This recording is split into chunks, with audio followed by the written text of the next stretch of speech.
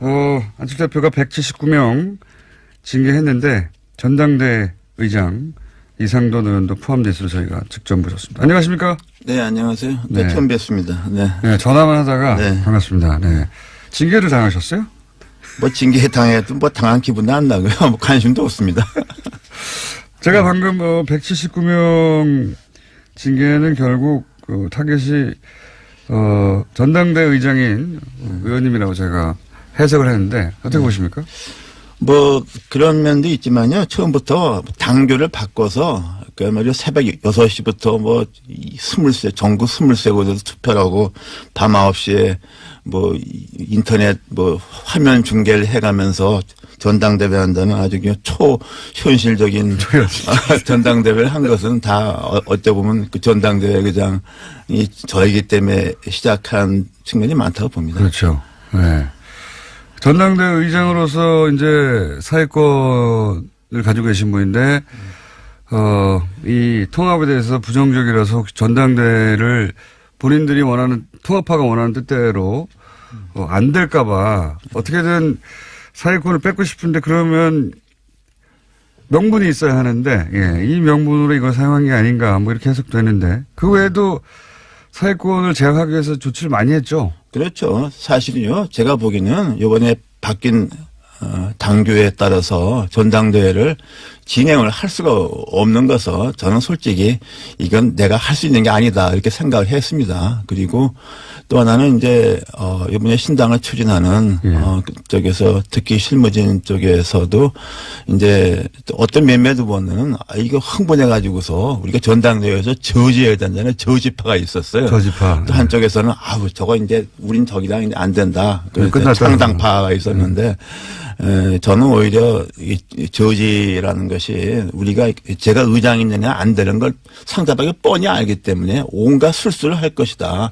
그렇게 되면은 그야말로 초현실적인 전당대회가 될 것이다. 그래서 저는 창당을 빨리 준비해야 된다. 저지한다 믿고 있으면은 이제 시간에 쫓긴다. 이렇게 그런. 박 전 대표는 처음에는 저지할 수 있다고 생각하셨던 것 같아요. 그죠? 그런데 박 전 대표는 뭐 이 정치를 꿰뚫어 본 분 아닙니까? 근데 다만 처음부터는 저지를 한다고 이렇게 해놔야만 저쪽에서 이제 온갖 무리수를 온갖 뭐 이상한 일을 벌이지 않겠습니까? 새벽 6시에 시작하죠. 네, 그러니까 처음 들어봤는데 새벽 6시. 근데 할 필요가 없어진 거죠 이제 완전히. 새벽 6시. 네. 새벽 6시에 이 전당대회 누가 참석할지 모르겠네. 새벽 6시에 시작하고. 네, 근데 그 부분에 대해서는 그렇게 우리가 웃기만 할 수 있는 것은 아닙니다. 이게 아무리 정당의 자율성 존중한다 그러지만은 당원 당규로 정하는데 한계가 있지 않습니까? 정당법이라는 게 있습니다. 또 법의 일반 원칙이 있고 그래서 이제 이번에 가처분 신청된 것도 그런 부분이죠. 그래서 과연 법원이 뭐 이런 것까지 정당의 자율권을 인정해 줄 것인가. 뭐 이건 도저히 눈뜨고 볼 수 없다 그래서 어떤 판결을 할지. 다만 이제 어차피 이제 탈당 어차피 이제 창당해서 나가는 거니까 그 되어 있지만은 법원으로서는 이번에 한번 정당의 자율성에 대해서 유권적인 판단을 할 필요가 있다고 봅니다. 그 당원들 자격, 그러니까 소위 모집단을 줄이기 위해서 당원들 자격을, 뭐랄까요, 의도적으로 이렇게 모집단을 줄여서 뭐 전화 통화도 많이 하고 했다고 얼핏 들었는데 무슨 일이 있었나요? 당원들 그 대표 당원으로 등재됐던 한 10,000명 이상 되는 것 같다가 다 전화를 해서 뭐 전화가 안 되면 연락불통 같은 거에서 뭐 배제한다든가 또 심지어 좀 성향이 안 맞는 것 같으면은 뭐 왜 당비가 안 됐느냐 뭐 등등해서 뭐 그런 일을 굉장히 애 많이 썼죠. 그야말로 고생했습니다. 그래서 한 10,000명이 한 5,000명 이하로 줄었다면서요? 네, 그렇다고 그래요. 네. 그렇다고 해도 이제 과연 3,000명 정도가 이렇게 나올 것인가 하는 것도 그렇고, 지금 어저께 당무회의도 철저하게 비공개로 해서 솔직히 뭐 몇 명이 많은지 몰라요. 사회권, 이제 의장직을 수행하지 못하게 되시는데, 근데 의장직을 수행하셨다 하더라도 그 보통 사회권이라는 게 이제 처음에 시작을 선언하고 종결을 선언해야 되는데 시작과 종결을 선언하지 않아도 되는 걸로 바꿔놨다면서요. 근데요, 뭐 저도 그 상세한 건 다 보지도 않았어요. 뭐 어차피 그거 되지 않을 거니까. 그 완전히 그 사회 보면 그 바보 되는 거 아닙니까? 솔직한 얘기로. 23백에 뭐 화면 보고서 이게 뭐 나 그런 게 해본 적도 없고. 전국 23곳에 이제 네, 중계하는 뭐 화면 보고 물어보고 내가 그 짓을 어떻게 합니까? 그러니까 그리고 나는 이게 전당대회까지 창당이 이렇게 진행될 거라고 생각을 했지만 그 내 성격 같아서는 처음부터 이제 이건 난 이거 못한다고 당결 바꿨을 때 이제 그렇게 발표한 것도 방법이었지만은 막 이런 전략적 고려 때문에 제가 계속 침묵을 했던 거죠.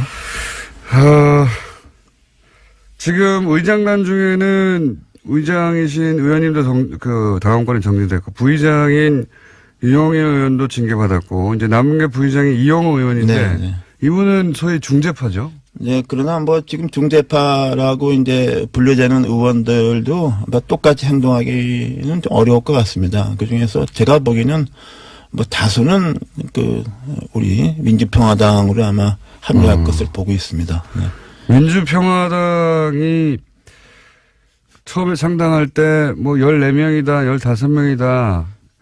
그 지역구 의원은요. 네. 이런 얘기가 있는데 그중에 이제 비례대표의원 3분이 이쪽 합류를 선언했는데 출당을 안 해주는 문제 가지고 계속 얘기. 네, 그렇죠. 그 문제는 어차피 좀 창당하고 나서 꽤 오래 갈 겁니다. 그 문제가. 갈 것이고 제가 보기에는 현재 어저께 이름 올린 지역구원이 14명이고 예. 그 중에 아마 불원간 지역구원 제가 보기에 한 최소한도 3명 정도는 추가할 것 같습니다. 14명에 3, 4명 정도. 3, 4명, 17, 18명. 네, 17, 18명 정도로 아마 2월 6일 날 네. 창당을 하지 않을까 보고요. 네, 그리고 이제 선거에 임박하게 되면은 또 무슨 그리고 또 하나 그 의원 지역구원을 뺀 전원이 그 지역구를 빼면 별로 많지 않습니다. 그 통합당을 가느냐 하면 또 그렇지 않고 개종에는 거기서 이탈을 해서 무소속으로 잠시 남겠다는 지역구이 있기 때문에 진짜로 순수하게 이렇게 안철수 대표와 같이 할 지역구는 뭐 5손가락도 안 된다고 봅니다. 네. 5명 정도. 5명도 안 된다고 봅니다. 지역구원에서는. 네. 지역구원에서는 너무 적네요. 그건.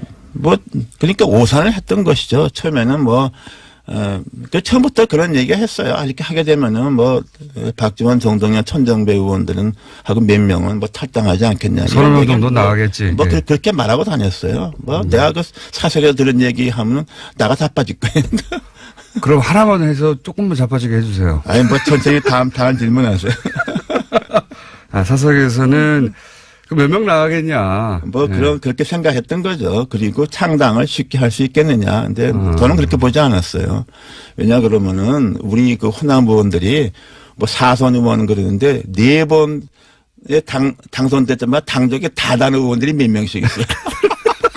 그래서 이건 뭐 별로 아무것도 아닌 그러니까 중요한 게 뭐냐면 우리가 호남 정치의 본질을 알아야 됩니다. 저 전혀 몰라요. 안철수 대표 전혀 모르고. 전혀 몰라. 아무것도 몰라요. 정치에 대해서. 호남을 모를 뿐더러 정치도 모릅니다. 정치도 모른다고 생각. 네, 그렇습니다. 네. 그래요. 그런데 정치를 모른다고 이제 평가하셨는데 이렇게까지 이제 다들 보기에는 무리수가 아니냐. 네.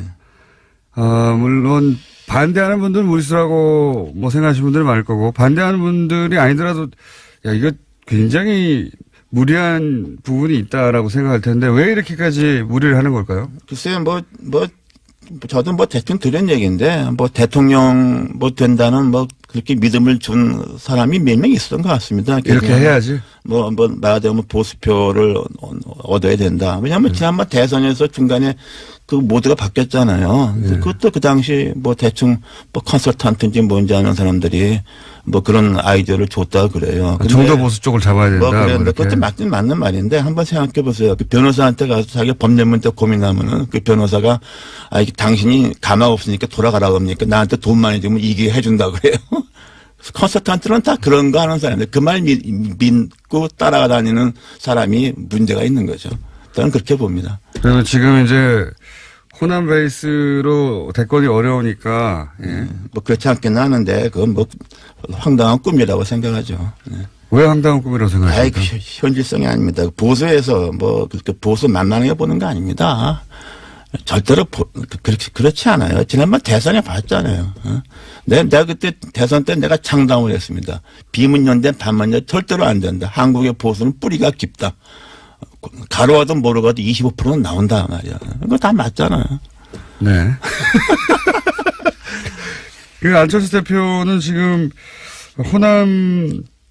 호남만으로는 이제 다음 대권도 어렵다고 보고 조금 그 상처를 입더라도 호남의 일부 이제 중진 의원들은 떨궈내고 그리고 보수하고도 손을 잡고 그래서 가운데서 이렇게 세를 부르려고 하는 그런 의도였던 것 같은데 생각보다는 많이 떨어져 나가고 있고 그리고 의원님 보시기에는 보수도 그렇게 손쉽게 손잡아주지 않을 것이다 이런 말씀이십니까? 아 그렇죠. 그리고 처음에는 이거 뭐 동서화합으로 모두를 잡았잖아요. 예, 그 이원주 의원이 뭐 화개장터에서 유승민 안철수가 만나서 네. 동서 영원한 화합한다 그랬는데 지금 돌아가는 형상은 유승민 대표는 뭐 자기 뜻과는 다르게 TK에서는 배신자로 찍혀 있지 않습니까? 그 안철수 대표는 완전히 호남을 배신한 정도가 아니라 욕보인 사람으로 돼 있잖아요. 이 영원함이 화합이 아니라 뭐 영원한 배신자의 화합돼 버렸잖아요. 그러니까 무슨 시너지 효과가 나옵니까? 나 이게 뭐 얘기가 안 되는 거예요. 그래도 유승민 대표 입장에서는 사실은 당이 위기에 처했는데 이 정도면 아주 큰 이익이 남는 결합 아닙니까? 예. 저는 정의당이 비가진 어떤 육석 가지고 황당당한 자기 철학을 내지 않습니까? 나는 유승민 대표에 악수를 뒀다고 봐요. 그리고 그쪽에서는 안철수 대표가 뭐 취약하니까 또 뭐 따라오는 의원도 뭐 비례 의원밖에 없으니까 자기들이 당을 장악한다고 보는데 그 오산입니다. 이번에 봤잖아요. 당무회의가 뭐고 의원은 없고 이른바 무슨 비의원 무슨 위원장 등등등해서 안철수 열성파들이 있지 않습니까? 막무가내. 거기서 다 가잖아요. 난 유승민 대표나 하태경 의원이나 그거 감당하기가 만만치 않다고 봐요, 저는. 그 안철수 대표를 지지하는 지역구 원외위원장이나 원외위원장, 당무위원회 다수 등등 지역위원장. 그건 이제 합리적인 그 대화 논리가 안 통하는. 그럼 그분들이 다 이렇게 통합당에 가면은 이제 조금 있으면 유승민 대표도 쫓겨납니까? 유승민 하태경 한번 당해봐야죠. 나는 거기서 오산한 거로 봐요, 나는. 굉장히 기뻐하시는 것 같습니다. 나는 기뻐하기보다 나는 유승민 대표에 대해서 안타까운 심정을 갖고 있고 저는 그러나 또 이혜우 의원 통해서 몇 번 워닝을 줬는데 뭐 자기가 그대로 갔으니까 뭐. 그 비례대표 출당 문제는 어떻게 될까요? 지금 의원님은 출당을 요구하는데 안철수 대표는 절대 안 된다고 하고 있잖아요. 네. 그래서 뭐 그건 저나 저 혼자 문제만이 아니고 뭐 최소한도 박주현, 장정석 의원 외에 그 외에 한두 명 더 가능성이 있습니다. 아, 그래요? 뭐 대충 짐작하시는 분이 있을 거예요. 네. 그 중에 한 분은 상당히 상징적 의미가 크죠. 아마 그것은 아마 그 신당에서 민주평화당과 공식적 요구를 할 테고 조금 시간이 걸리겠죠. 그러나 뭐 저는 그때 거기 뭐 창당 이런 거 할 때 우리 비례 의원 문제는 고려하지 말아라. 그거 고려하면 안 된다. 그래서 그 개문발차라고 그랬지 않습니까? 그리고 뭐 저는 개의치 않아요. 뭐. 개의치 한다는 거는 그렇게 이제 당 소속은 새로운 통합개혁신당인가요? 그 통합개혁신당 소속이 되실 텐데 거기에서 계속 이렇게 안철수 대표에 대한 비판의 목소리를 내실. 아니 뭐 제가 그렇다고 해서 뭐 사실상 그 당원도 아닌 상황이니까 뭐 이렇게 민주평화당에서 뭐 이렇게 뭘 활동한다는 것 그것도 우스운 거 아닙니까 사실은. 그러니까 뭐 심정적으로 뭐 좀 그쪽에 매우 가까운 심정적 무소속이 되는 거죠. 심정적 무소속. 당 소속은 공식적으로는 통합신당에 속해 있겠지만 그러면 형식적으로 통합신당은. 예, 형식적으로는. 예, 형식적으로 그 소속에서 계속 그 통합신당에 대해서 비판의 목소리를 내실 수도 있겠네요. 아, 제가 언제 대통령도 그냥 연거푸 그냥 맨날 작사를 냈는데 못할 말이 뭐 있습니까? 그쪽에서는 의원님을 놔주는 게 더 플러스 아닙니까? 글쎄 모르겠어요. 그러니까 거기에 정상적인 판단이 안 되는 집단이에요. 네. 그렇다면 이런 일이 생기지 않죠. 어떻게 국회의원이 우리나라 헌법재판소 판결에 의해서 헌법기관입니다. 개개인이. 합당형 보고는 국회의원의 당적인 변화가 생기는 걸 갖다가 의원총회 당원 단계 그까짓 게 필요도 없습니다. 그거는 기본적인 원리예요. 정당 정치, 의회 정치의 기본입니다. 의원총회 한 번 안 하고서 의원총회 반대했잖아요. 다수가. 그런 놈의 일이 어디 있습니까? 그러니까 이건 정치 집단이라 볼 수가 없어요. 우리가 이렇게 토론하는 거 이게 입이 더러워지는 겁니다. 이게. 알겠습니다. 오늘은 여기까지 하고요. 이렇게 통합을 결국은 이제 거의 마지막 요식행위에 가까운 전당대회 정도만 남겨두고 통합이 이루어질 것 같은데요. 그죠? 이루어지겠죠? 네. 예. 이루어질 것 같은데 이 통합을 성사시키는 데는 결국 안철수 대표의 의지가 가장 중요한 역할을 한 것 같은데. 그렇죠. 안철수 대표의 의지가 이 모든 걸 만들어낸 거죠? 네, 그렇죠. 네. 그게 일종의 그런 것이 한 번 꽂히면 그냥 거기서 그냥 몰두하는 그런 성격이 있죠. 네. 안철수 대표를 그러면 이 통합을 성공시키기 일보 직전에 안철수 대표를 한마디로 평가하시면 마지막으로. 글쎄요, 제가 볼 때는 그 정치적 소양도 없는데, 어떻게 해서 일시적으로 몇 년 동안에 국민들한테 과분한 기대를 받았던 것이죠. 이제 지난번 대선 과정을 통해서 좀 다 벗겨졌다고 봅니다. 이제 우리가 이제 마지막으로 벗겨진 모습을 보는 거죠. 네. 마지막으로. 앞으로 이 통합 당에 가셔서도 인터뷰를 자주 하시게 될 첫 번째 의원이 아니실까. 네. 생각이 듭니다. 잠시 후에 하태경 의원 바로 이어서 들어올 텐데 혹시 하태경 의원한테는 하실 말씀 없으십니까? 글쎄 내가 볼 때는 이렇게 쉽게 생각하지 말라고 싶어요. 내가 하태경은 엊그저께 무슨 저하고 다른 비례하고는 좀 다르다고 생각하는데 그리고서 마치 이제 통합하게 되면 안철수 대표 빠진다고 생각하는데 저는 그건 좀 잘못된 생각입니다. 안철수 대표 뒤로 빠져있지 않을 것이다. 저는 절대로 그렇지 않고 그럴 수가 없어요. 네. 그럴 수가 없는 지금 상황이 돼 있습니다. 그건 너무 쉽게 생각하는 거예요. 그래요? 네. 알겠습니다. 오늘 여기까지 듣겠습니다. 지금까지 아직까지는 국민의당 이상돈 의원이었습니다. 감사합니다. 네. 전당대회를 본인들이 원하는 통합파가 원하는 뜻대로 안 될까봐 어떻게든 사회권을 뺏고 싶은데 그러면 명분이 있어야 하는데 이 명분으로 이걸 사용한 게 아닌가 이렇게 해석되는데 그 외에도 사회권을 제약하기 위해서 조치를 많이 했죠. 그렇죠. 사실은요. 제가 보기에는 이번에 바뀐 당규에 따라서 전당대회를 진행을 할 수가 없는 것은 저는 솔직히 이건 내가 할 수 있는 게 아니다 이렇게 생각을 했습니다. 그리고 또 하나는 이제 이번에 신당을 추진하는 쪽에서 특히 실무진 쪽에서도 이제 어떤 몇몇 후보는 이거 흥분해 가지고서 우리가 전당대회에서 저지해야 된다는 저지파가 있었어요. 저지파. 또 한쪽에서는 저거 이제 우린 저기랑 이제 안 된다.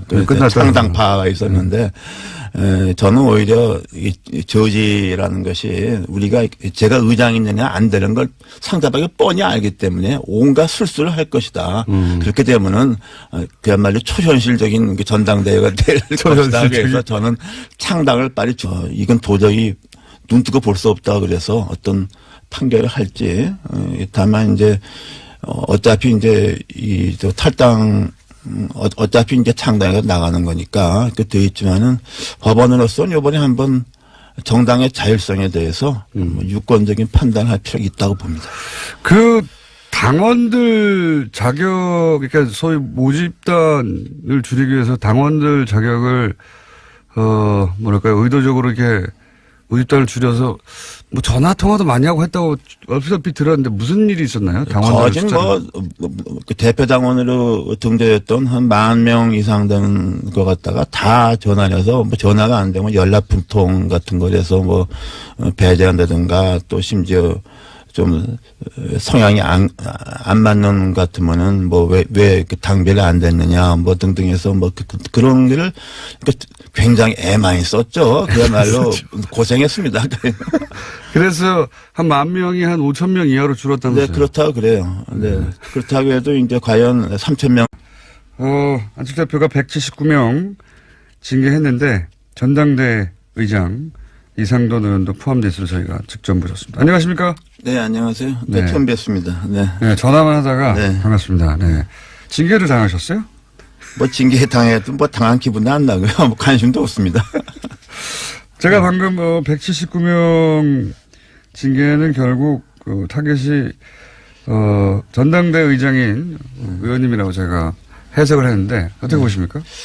뭐 그런 면도 있지만요. 처음부터 당교를 바꿔서 그야말로 새벽 6시부터 뭐 20세 전국 20세곳에서 투표를 하고 밤 9시에 뭐 인터넷 뭐 화면 중계를 해가면서 전당대회 한다는 아주 그냥 초현실적인 전당대회를 한 것은 다 어찌 보면 그 전당대회 의장이 저이기 때문에 시작한 측면이 많다고 봅니다. 그렇죠. 네. 전당대 의장으로서 이제 사회권을 가지고 계신 분인데, 이 통합에 대해서 부정적이라서. 정도가 이렇게 나올 것인가 하는 것도, 그렇고, 제일 지금 어저께 당무회의도 철저하게 비공개로 해서, 솔직히 뭐, 몇 명이 많이 좀 몰라요. 사회권, 이제 의장직을 수행하지 못하게 되시는데, 근데, 의장직을 수행하셨다 하더라도 그 보통 사회권이라는 게 이제 처음에 시작을 선언하고 종결을 선언해야 되는데 시작과 종결을 선언하지 않아도 되는 걸로 바꿔놨다면서요. 근데요, 뭐 저도 그 상세한 건 다 보지도 않았어요. 뭐 어차피 그거 되지 않을 거니까. 그 완전히 그 사회 보면 그 바보 되는 거 아닙니까? 솔직한 얘기로. 23명에 뭐 화면 보고서 이게 뭐 나 그런 게 해본 적도 없고. 전국 23곳에 이제 네, 중계하는 뭐 화면 보고 물어보고 내가 그 짓을 어떻게 합니까? 그러니까 그리고 나는 이게 전당대회까지 창당이 이렇게 진행될 거라고 생각을 했지만 그 내 성격 같아서는 처음부터 이제 이건 난 이거 못한다고 당결 바꿨을 때 이제 그렇게 발표한 것도 방법이었지만은 준비해야 된다. 저지한다 믿고 있으면은 이제 시간에 쫓긴다. 이렇게 그런 박 전 대표는 처음에는 저지할 수 있다고 생각하셨던 것 같아요. 그죠? 그런데 박 전 대표는 뭐, 이 정치를 꿰뚫어 본 분 아닙니까? 근데 다만 처음부터는 저지를 한다고 이렇게 해놔야만 저쪽에서 이제 온갖, 무리수를 온갖 뭐 이상한 일을 벌이지 않겠습니까? 새벽 6시에 시작하죠. 네. 그러니까 처음 들어봤는데 새벽 6시. 이제 할 필요가 없어진 거죠, 이제 완전히. 새벽 6시. 네. 새벽 6시에 이 전당대회 누가 참석할지 모르겠네. 새벽 6시에 시작하고. 네, 근데 그 부분에 대해서는 그렇게 우리가 웃기만 할 수 있는 것은 아닙니다. 이게 아무리 정당의 자율성 존중한다 그러지만은 당원 당규로 정하는데 한계가 있지 않습니까? 정당법이라는 게 있습니다. 그 법에 일반 원칙이 있고 그래서 이제 이번에 가처분 신청된 것도 그런 부분이죠. 그래서 과연 법원이 뭐 이런 것까지 정당의 자율권을 인정해 줄 것인가.